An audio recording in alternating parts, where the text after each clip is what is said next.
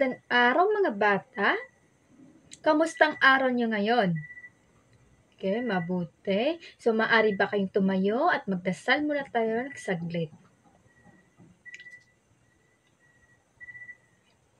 Okay, so bago kayo umupo, i-arrange niyo muna ang inyong mga upuan at pakipulot yung mga kalat at itapon sa basurahan. At maaari na kayong umupo.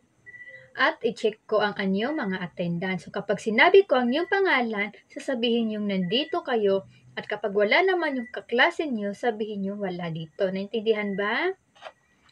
Okay, sila Tumanong Walida, Jamal Faida, Makaayan Nurjehan, Makapaar Mohaira, Manasida Mamasaraya, Parte Janalea. Okay, mahusay at lahat kayo nandito. So, Faida, maaari mo bang basahin ang nakasulat sa pisara? Okay, maaari ka nang umupo. So, ang nakasulat sa pisara ay ating patakaran sa loob ng klase. So, una doon ay ang makinig sa teacher. Pangalawa ay huwag makipag-usap sa katabi kapag nasa harap si teacher. Intindihan? At panghuli, itaas niyo ang inyong kanang kamay kapag gusto niyong sumagot. Nagkaintindihan ba tayo? Ay, mahusay at naintindihan niyo ang ating patakaran sa loob ng klase. So, bago tayo tumuloy sa ating tatalakayin, may ipapakita ko sa inyong mga larawan at sasabihin niyo kung ano ang nakikita niyo sa larawan. So, ano ang nakikita niyo?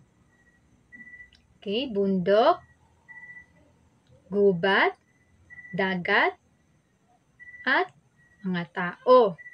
Okay, so familiar ba kayo sa mga larawan na yan? May idea ba kayo kung anong susunod nating tatalakayin ngayon? Okay, so ang tatalakay natin ngayon ay mga likas na yaman sa bansa. So meron tayong 5 likas na yaman sa bansa. Ang una ay ang yamang lupa, yamang tubig, yamang gubat, yamang mineral, at yamang tao. So una ay ang yamang lupa. Ang yamang lupa ay tumutukoy sa mga bagay, produkto o pagkain na karaniwang nakikita lamang sa anyong lupa. So ang halimbawa dito ay ang mga bundok. So kapag nakakita kayo ng bundok, masasabi nyo anyong lupa siya or yamang lupa. Pangalawa ay gubat. Kapag nakita kayo ng mga gubat na may mga puno na nakatanim, ay yamang lupa.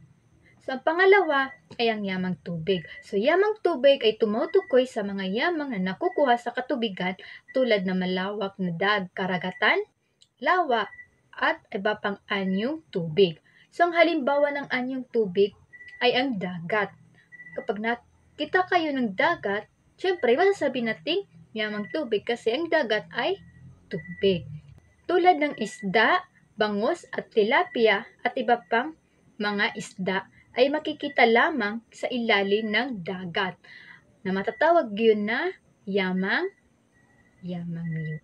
tubig. Okay, so pangatlo ay ang yamang gubat. So yung mga gubat naman is tumutukoy sa mga natural na bagay at hayop na makikita lamang sa kagubatan.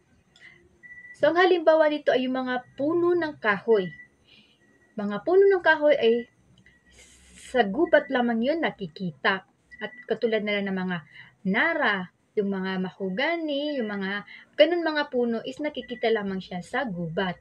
At din yung mga ibon na kadalasan nakikita natin sa mga gubat, yung mga iba't ibang hayop na nakikita din sa gubat. So matatawag din sila yamang gubat. Okay, so pang-apat ay yamang mineral, mga bagay na namimina o nakikita natin sa ilalim ng mga lupa.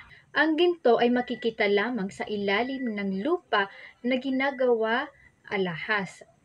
At isa ding halimbawa nito ay yung diamond na nakikita din sa ilalim ng lupa na ginagawa ding alahas tulad ng singsing. Tulad ng singsing ay isang ding halimbawang yamang mineral. So ang panghuli ay yamang tao. So, ang yamang tao ay tumutukoy bilang tao na may kakayahang maghanap buhay para mapaunlad ang sarili at ang bayan. So, isang halimbawa nito ay ang sundalo. Ang sundalo ay nagbibigay serbisyo sa ating kapayapaan at seguridad. Isa ding halimbawa nito ay yung mga guro, na nagbibigay aral at nagpapahalaga sa karunungan. Matatawag din yamang tao ay yung mga trabahador na gumagawa sila ng mga produkto, tulad na lang ng mga magsasaka na isa sa mga yamang tao dahil nagsasaka sila ng mga palay na maaaring mag-supply sa ating bilang pagpangkain natin. Naintindihan ba ang mga likas na yaman, mga bata? Okay, kung naintindihan niyo ang aking i-discuss, Walida, maaari ka bang tumayo? Ano ang mga likas na yaman sa bansa? Okay, salamat. Maaari ka nang umupo. So, Muhaira, anong mayroon sa yamang tubig? Husay. At maaari ka nang umupo at maintindihan niyo ang aking discuss. So, kumuha kayo ng isang papel at sagutan niyo ang ating pagsusulit. Okay, maaari niyo lang ipasa ang inyong mga papel sa unahan. Okay, naintindihan niyo naman ang aking discuss, ay bibigyan ko kayo ng assignment. At ipapasa niyo to bukas. Naintindihan ba, mga bata? Ang inyong assignment is magbigay kayo ng halimbawa ng yamang lupa, yamang tubig, yamang gubat, yamang mineral, at yamang tao. Isusulat niyo yan sa papel at ipapasa niyo bukas. Nagkaintindihan ba, mga bata? Okay, maaari na kayong umuwi.